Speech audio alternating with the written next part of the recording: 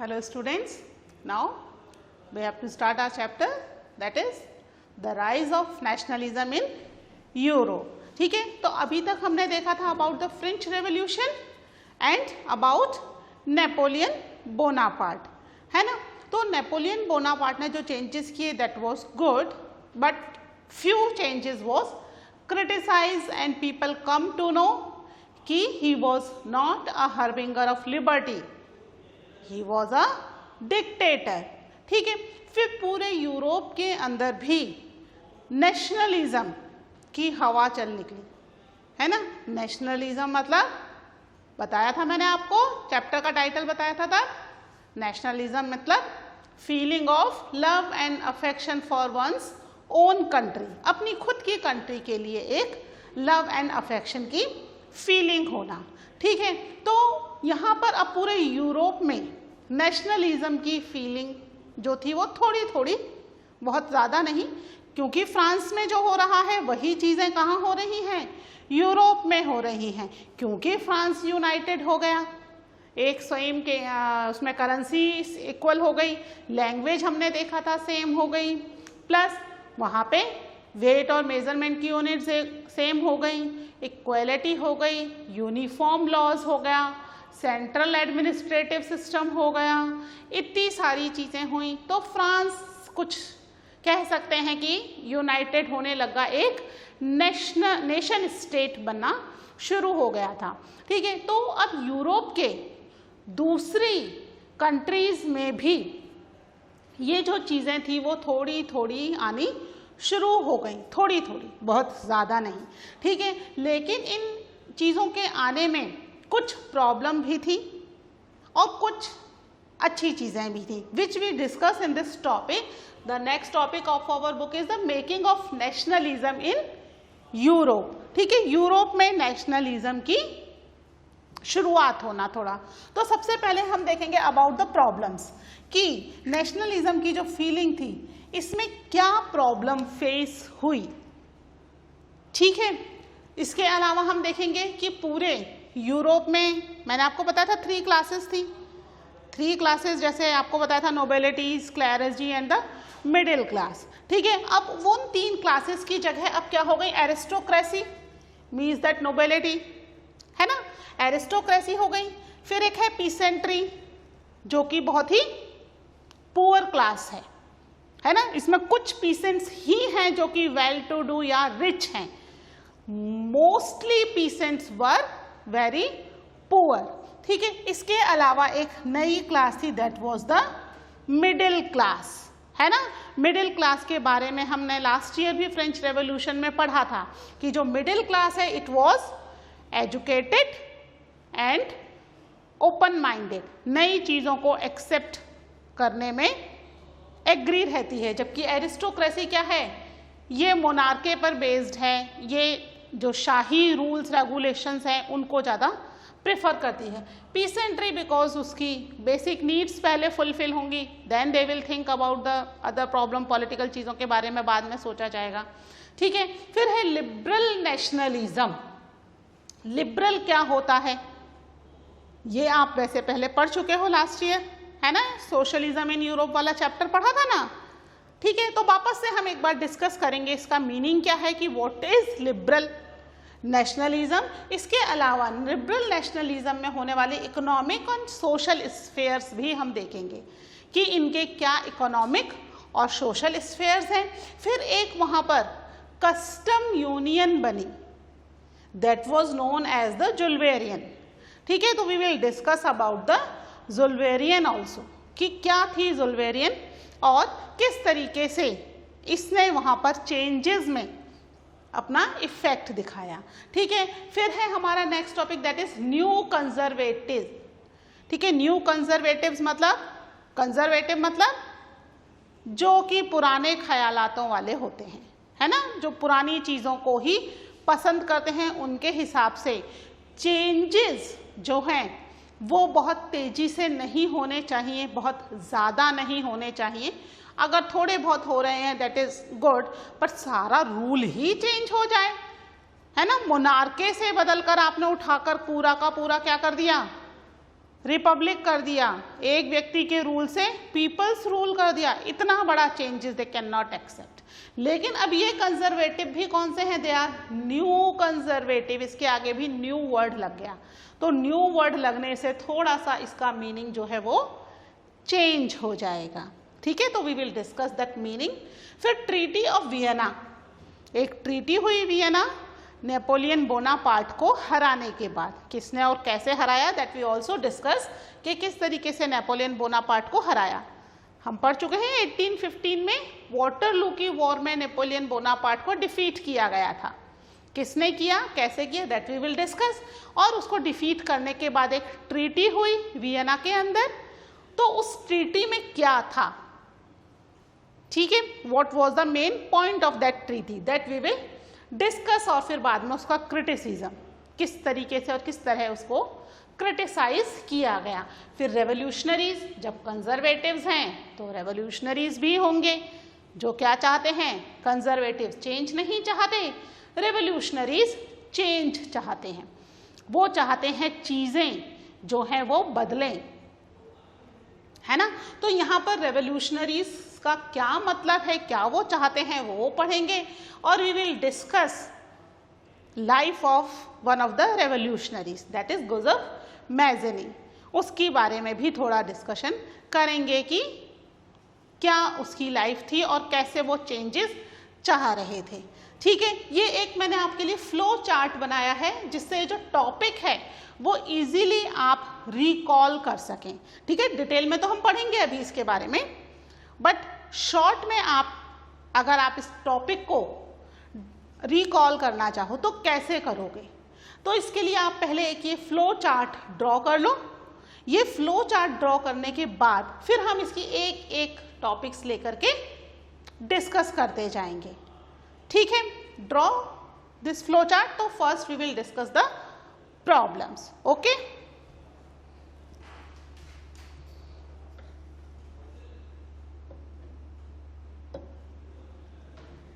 ठीक है, flow chart में रब कर रही हूं, है ना। आप एक बार वीडियो को पॉज कर लीजिएगा and then make this flow chart.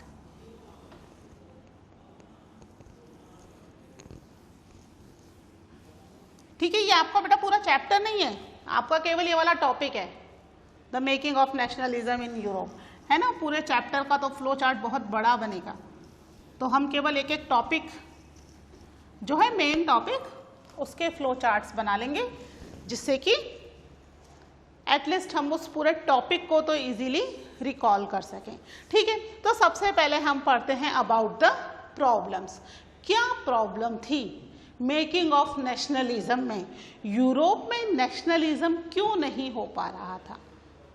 Actually क्या था, यूरोप के अंदर जो बहुत सारी डायनेस्टीज थी वो अलग अलग जगह पर रूल कर रही थी, है ना। जैसे हम एग्जाम्पल लें हब्सबर्ग एम्पायर का, तो हब्सबर्ग एम्पायर एक ही जगह नहीं था, कई जगह पेच वर्क था उसका। इटली में भी एक पार्ट पर हब्सबर्ग एम्पायर का कब्जा है, ठीक है, जर्मनी में कुछ पार्ट पर हब्सबर्ग एम्पायर का रूल है, ऐसे ही दूसरी अदर कंट्रीज में कहीं कहीं हब्सबर्ग एम्पायर का रूल है। ठीक है, तो दैट वाज अ पेच work of a different countries. ठीक है, तो यहाँ पर ना केवल ये पेचवर्क ही था, बल्कि क्या था कि जो लोग थे देवर स्पोक डिफरेंट लैंग्वेजेस। कैसे डिफरेंट लैंग्वेजेस बोल रहे थे, जैसा हमने देखा फ्रांस में French was declared national language afterwards, है ना। जब रिवॉल्यूशन हुआ, चीज़ें चेंज हुई, तब फ्रेंच को नेशनल लैंग्वेज कर दिया गया फ्रांस की, जो कि पेरिस में सबसे ज़्यादा बोली जाती थी। इसके अलावा वहाँ पर there are lots of different languages. जहाँ पर कहीं जर्मन एम्पायर का कब्जा है तो जर्मन लैंग्वेज बोल रहे हैं, ठीक है, इटालियन एम्पायर का कब्जा है तो इटली बोली जा रही है। तो बेसिकली पूरे यूरोप में तीन बेसिक लैंग्वेजेस थी सबसे ज़्यादा बोली जाने वाली, that was the German language, Italian language and polish language. ये सबसे ज़्यादा वहाँ बोली जा रही थी। इन लैंग्वेजेस के अलावा वहाँ पर कुछ डायलेक्ट्स भी थे। डायलेक्ट्स क्या होते हैं? अब लैंग्वेजेस तो हम समझ गए भाई, जर्मन लैंग्वेज है एक, है ना, लेकिन अब जर्मन लैंग्वेज के अंदर भी अलग अलग तरह की लैंग्वेजेस हैं। जैसे अगर हम बात करें अपने इंडिया में, अब हम राजस्थान में रहते हैं, तो राजस्थानी लैंग्वेज हम जानते हैं it is one of the national language also, हमारे कॉन्स्टिट्यूशन में भी रिकॉग्नाइज्ड है राजस्थानी लैंग्वेज। पता है ना 22 languages are there in our Indian constitution. तो उन 22 लैंग्वेज में से Rajasthani is also one of the important language, है ना, उन 22 लैंग्वेजेस में वो लिस्टेड है। अब क्या राजस्थान में केवल राजस्थानी ही बोली जाती है? No, Rajasthani is a language, लेकिन there are different dialects also spoke in the Rajasthan. जैसे हम जो एरिया में रह रहे हैं यहाँ पर हाड़ौती बोली जाती है ना। अगर हम जयपुर की तरफ चले जाएं तो वहाँ शेखावटी बोली जाती है, और ऊपर चले जाएं मारवाड़ी है, ढूंढाड़ी है ना, अलग अलग डायलेक्ट्स बोले जा रहे हैं। समझ रहे हो बात को? तो एक लैंग्वेज के अंदर भी कई सारी लैंग्वेजेस हैं, that was known as dialects. तो यहाँ पर एक सिंगल लैंग्वेज नहीं थी, देयर आर वेरियस लैंग्वेजेस। और यूरोप के अंदर जो रूल था, राजा तो ठीक है, मान लीजिए कि फ्रांस में लुइस 16 का रूल है, लेकिन कई सारे डचेस, कैंटन्स और किंगडम्स बने हुए थे। राजा के फैमिली मेंबर्स हैं, नोबल्स हैं, ठीक है, खुश होकर राजा ने किसी को अपनी लैंड दे दी। फिर आपको बताया पैच वर्क चल रहा है अलग अलग डायनेस्टीज का, ठीक है। तो यहाँ पर अलग अलग लोगों के रूल हैं। तो पूरा जो एक स्टेट है या एक कंट्री है, एक राजा के रूल के अंदर नहीं है, यानी सिंगल रूल नहीं है यहाँ पर। This was the problem. और दूसरी problem that was पीसेंट्री।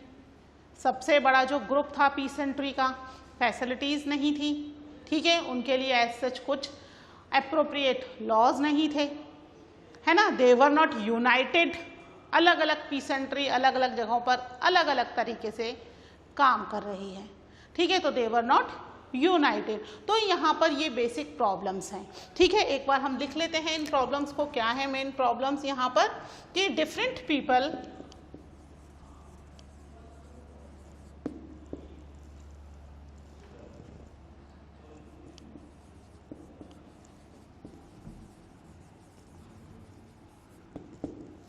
residing in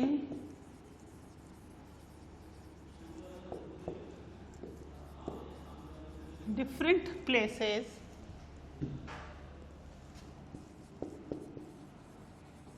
spoke different languages, ठीक है, अलग अलग जगह के लोग अलग अलग लैंग्वेजेस बोल रहे थे, ठीक है। तो language is one of the important factor. कहीं पर भी अगर आपको कम्युनिकेट करना है तो लैंग्वेज सबसे इम्पॉर्टेंट फैक्टर है। अब क्योंकि यहाँ लैंग्वेज ही बहुत सारी हैं तो कम्युनिकेट भी इजीली नहीं हो सकता है, ठीक है। इसके अलावा यहाँ पर क्या हो रहा था? that peasants also एक मिनट,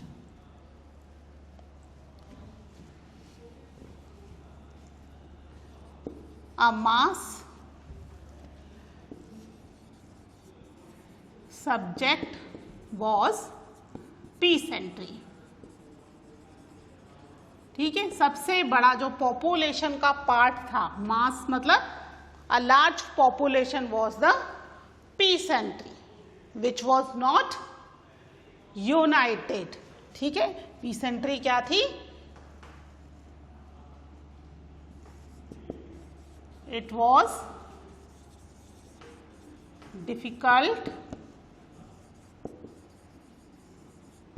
टू यूनाइट देम, बहुत ज़्यादा मुश्किल था उनको यूनाइट करना। ये एक सबसे बड़ी प्रॉब्लम थी। अगर यूनिटी नहीं होगी तो क्या होगा? सेंस ऑफ कलेक्टिवनेस और पॉलिटिकल यूनिटी भी नहीं होगी जब तक वो यूनाइटेड नहीं होंगे।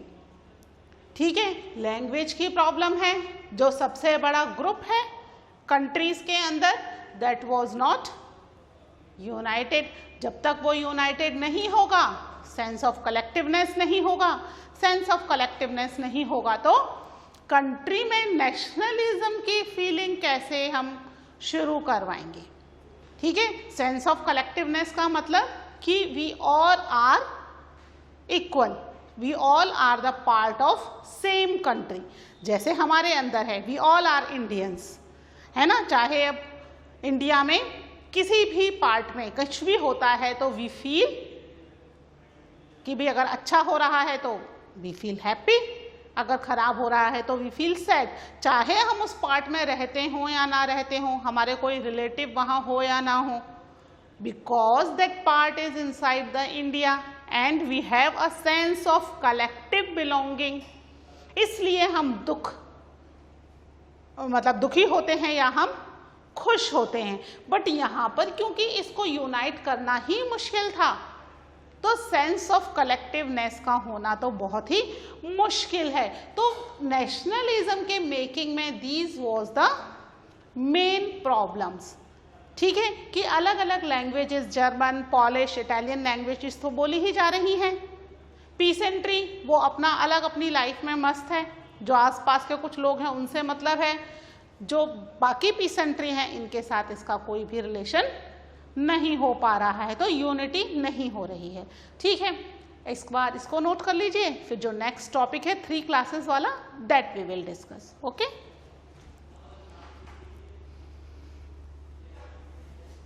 ठीक है, इसको रब कर दूं।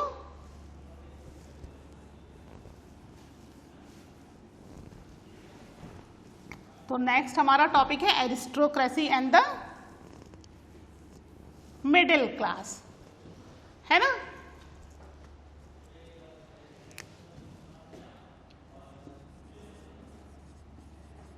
The aristocracy and the new middle class. New क्यों? क्योंकि मिडिल क्लास पहले नहीं थी। पहले क्या था? आइदर पुअर पीपल, है ना, पीसेंट्री थी, या फिर एरिस्टोक्रेसी थी। ये 2 तरह की मेन पॉपुलेशन थी। ठीक है, तो इसमें सबसे पहले हम डिस्कस करते हैं अबाउट द एरिस्टोक्रेसी। ठीक है, कि एरिस्टोक्रेसी क्या थी।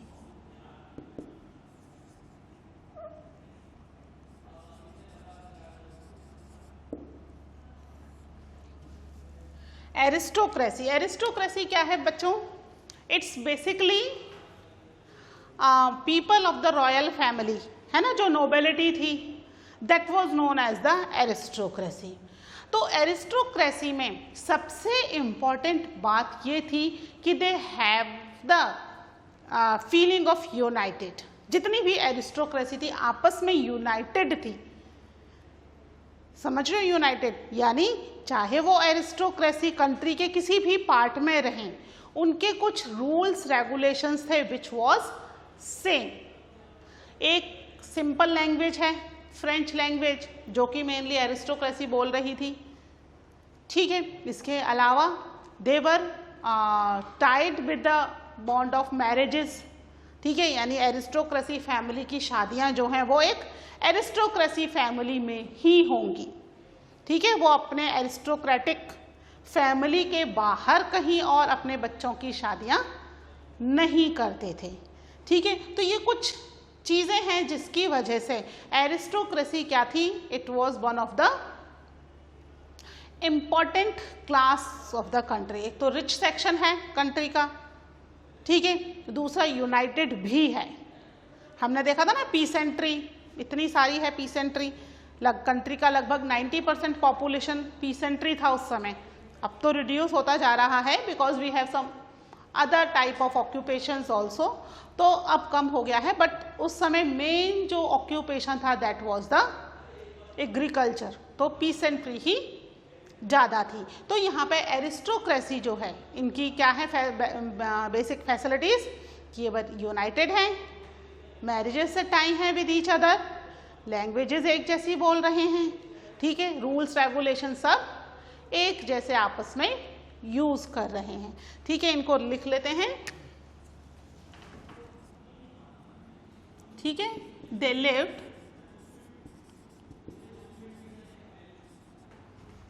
अ सेम वे ऑफ लाइफ। ठीक है, सबकी लाइफ का जो तरीका था लगभग एक जैसा था। इसके अलावा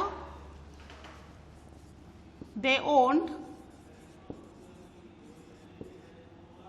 स्टेट्स, प्रॉपर्टी है ना इनके पास, तो they own states and town houses. इसके अलावा they spoke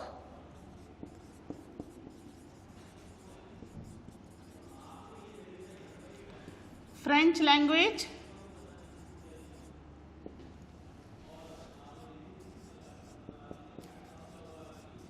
tie with the bond of marriages। ठीक है, ये कुछ इनकी स्पेशलिटी है। लेकिन ये कैसे थे they were? Numerically they were small in numbers. ठीक है, माइनॉरिटी में थे।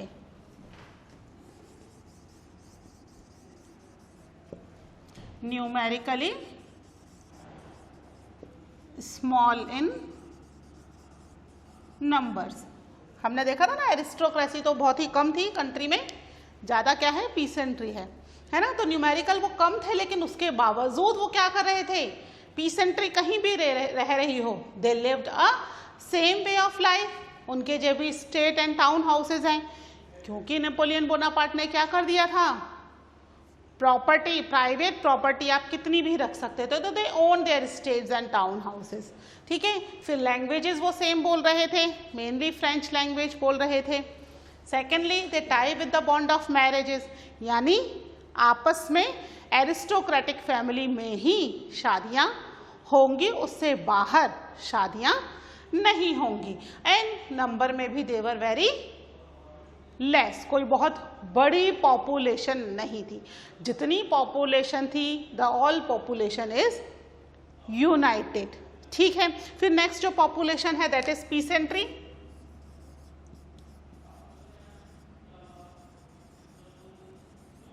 हमने देखा था पीसेंट्री कैसी है, पीसेंट्री। ठीक है, they were the majority in population. ठीक है, पॉपुलेशन में इनकी मेजॉरिटी तो है, बट ये क्या है, they were not united, they were poor. ठीक है,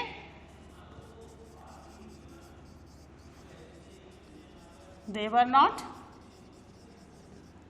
united as well as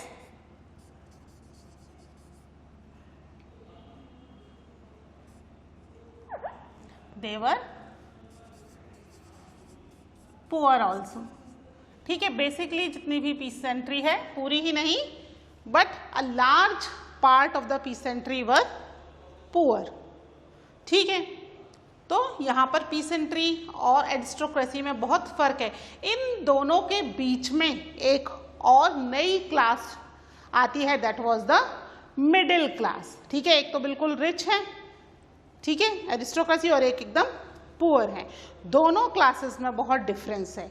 ठीक है, और इन दोनों के बीच में कौन सी क्लास आ रही है, the third class, that is the middle class. ठीक है, एक बार आप ये नोट कर लो, फिर we will discuss the middle class also.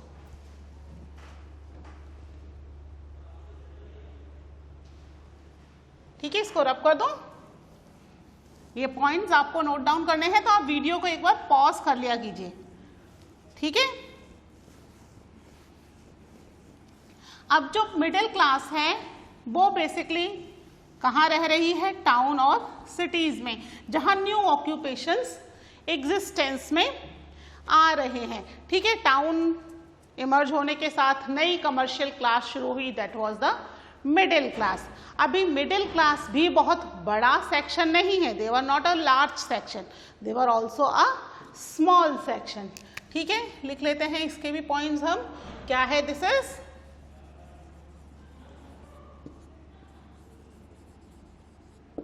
Middle class. ठीक है, ये कहां से आई? With the growth of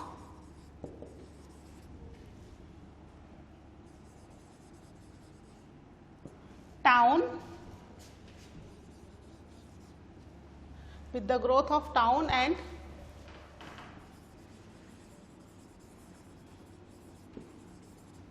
emergence of commercial groups, एक new class I, that was the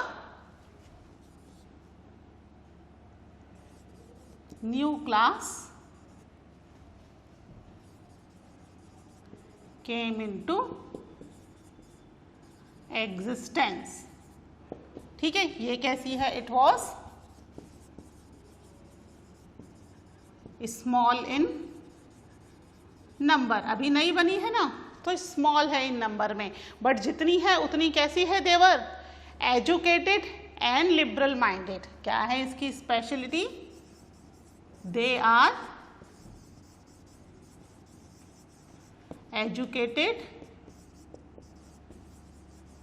end liberal minded. Educated और लिबरल माइंडेड होने का मतलब क्या है? They are ready to accept the new changes. जो भी चेंजेस कंट्री में हो रहे हैं उन चेंजेस को एक्सेप्ट करने के लिए ये वाली क्लास कैसी है? They are ready to accept it. ठीक है, तो the ideas of nationalism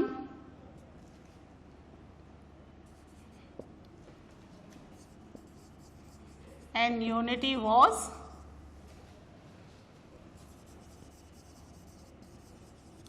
adopted by them। ठीक है, उन्होंने इन आइडियाज को अडॉप्ट किया। किसको? नेशनलिज्म की कंट्री कैसी होनी चाहिए? It must be united. ठीक है, ना केवल यूनाइटेड हो बल्कि कैसी हो? उसमें नेशनलिज्म की फीलिंग भी होनी चाहिए। ऐसा ना हो कि भाई जो एरियाज हैं वो कैंटन्स और डचेस में डिवाइडेड हैं, अलग अलग रूलर्स रूल कर रहे हैं, उसके हिसाब से ही चलता रहे। ठीक है, तो ये जो एरिस्टोक्रेसी और पीसेंट्री के बीच में एक नई क्लास आ गई।